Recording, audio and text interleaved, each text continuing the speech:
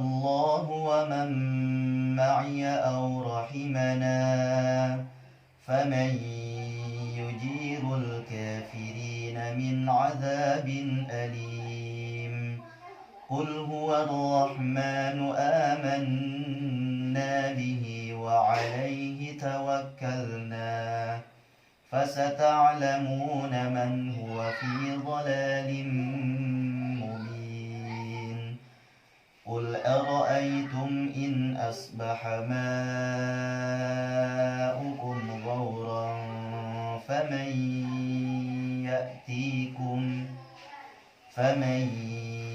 يأتيكم بماء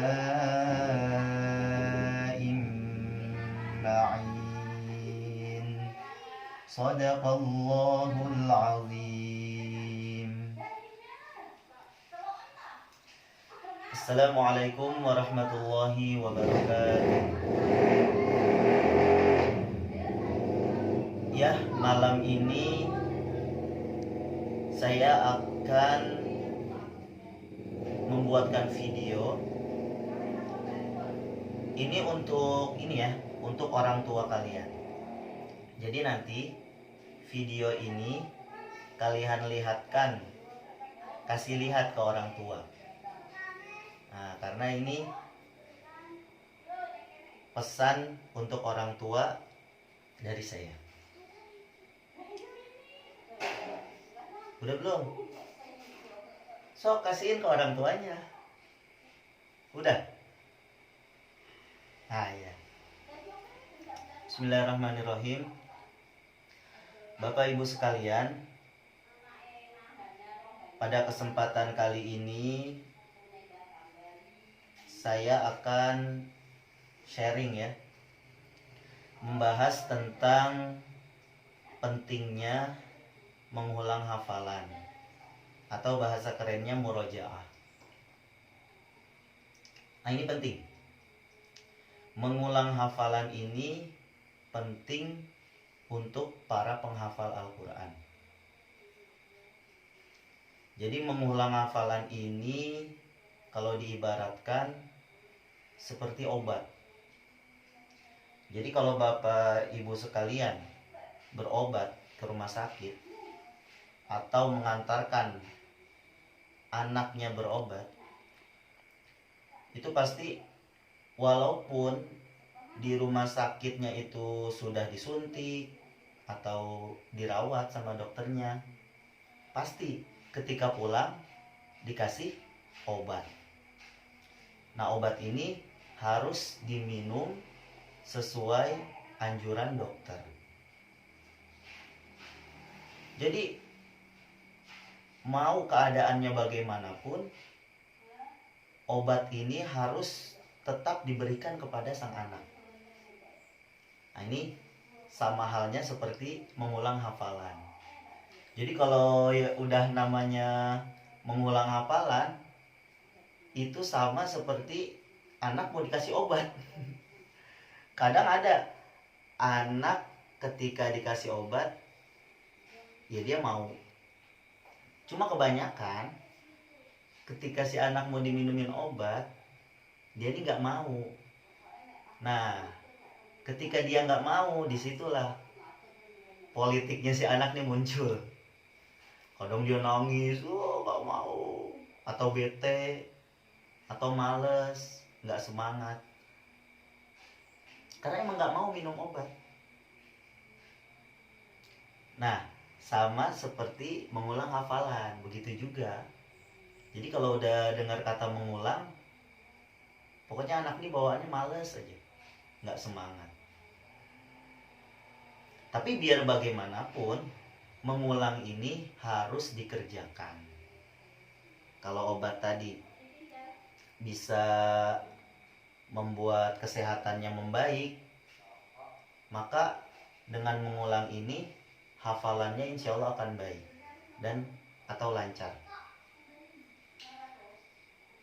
Jadi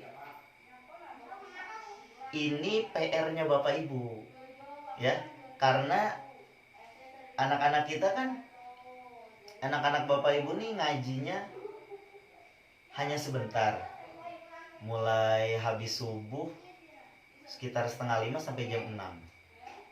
Jadi lebih banyak waktunya di rumah. Nah, karena si anak ini lebih banyak waktunya di rumah, disitulah peran bapak ibu. Ya seperti kita nganterin berobat. Berobatnya kan sebentar. Ketika pulang dikasih obat. Nah, yang berperan untuk minumin obat ke si anak itu siapa? Nggak mungkin dong, dokternya kan di rumah sakit. Masa setiap mau minum obat manggil dokternya? Nah, itu peran bapak ibu sekalian. Jadi gimana caranya supaya si anak ini mau minum obat? Begitu juga dengan mengulang hafalan. Ini adalah resep yang dikasih sama dokter Quran ya, atau ustadznya di tempat pengajian. Nah, ini harus diulang, harus dikerjakan. Caranya ya kita pelan-pelan dirayu. Kalau misalkan anak-anak tuh susah minum obat kan, kadang kita akalin campur pakai madu supaya manis gitu, atau dikasih pisang. Nah, begitu juga ketika kita mengajak anak supaya mengulang hafalan, itu kita gunakan kreativitas kita tuh supaya si anak mau mengulang. Misalkan, tadi yang diajarin di tempat ngaji ayat berapa? Ntar si anak tuh jawab. Coba dibacain. Kalau belum mau juga, biasanya kita buatkan rekaman untuk di rumah. Nah, itu diputar aja bareng-bareng. Oh yaudah ini aja yuk, kalau nggak mau ngulang kita dengerin aja. Dengerin yang dicontohkan sama ustadz atau ustazahnya. Didengerin aja. Sesuai dengan pengulangan yang ditugaskan. Misalkan disuruh ngulang 10 kali atau 20 kali. Nah, itu kalau emang anaknya malas ngulang, ya minimal kita dengarkan. Itu udah paling minimal. Nah, supaya si anak nih semangat, orang tuanya pun harus semangat. Dan ini sebagai anugerah juga sebenarnya untuk orang tua nih. Kalau anak kita masih kecil, itu ada kemungkinan orang tuanya ikut hafal juga. Karena apa? Artinya orang tua nih harus selalu mendampingi. Jadi orang tuanya ikut ngebaca juga, atau ikut murojaah bareng-bareng sama anaknya. Yuk kak, kita ngulang bareng yuk hafalannya yuk. Nah, di situ insya Allah si anak mau. Nah, ketika kita ngulang bareng, insya Allah tanpa sadar orang tuanya pun ikut hafal.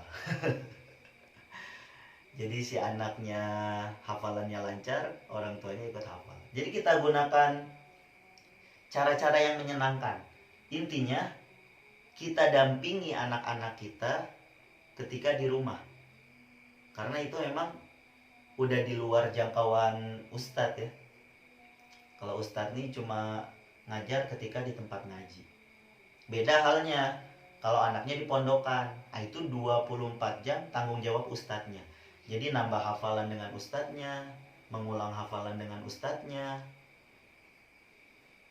dan semua kegiatan didampingi ustadznya.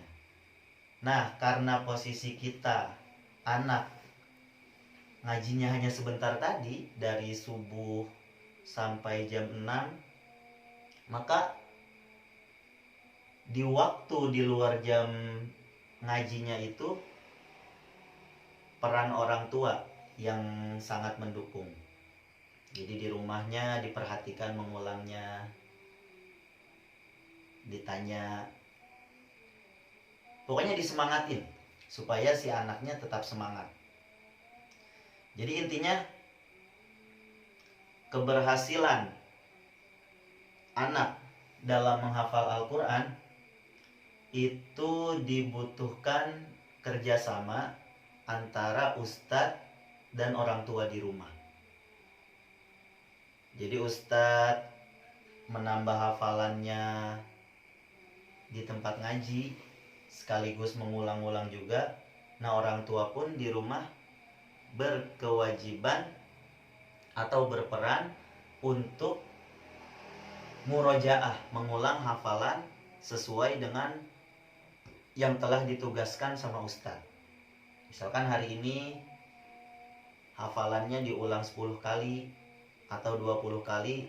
Nah, itu nanti ustadz menyesuaikan ayatnya. Kadang ayat nih ada yang agak panjang atau agak rumit. Nah, itu pengulangannya beda. Jadi semakin banyak mengulang, insya Allah hafalannya akan lancar. Nah, jadi itu saja pesan saya untuk para orang tua santri dan santriah. Ayo kita kerjasama untuk menjadikan anak-anak kita ini hafiz Al-Quran dan hafalannya lancar. Dengan demikian, semoga Allah Subhanahu wa Ta'ala suka dan Allah pilih anak-anak kita semua untuk menjadi penghafal Al-Quran, hafizul. Amin ya rabbal alamin. Sekian yang dapat saya sampaikan. Kurang lebihnya mohon maaf. Benarnya datang dari Allah Subhanahu wa Ta'ala. Kesalahannya datang dari kebodohan saya sendiri. Wassalamualaikum warahmatullahi wabarakatuh.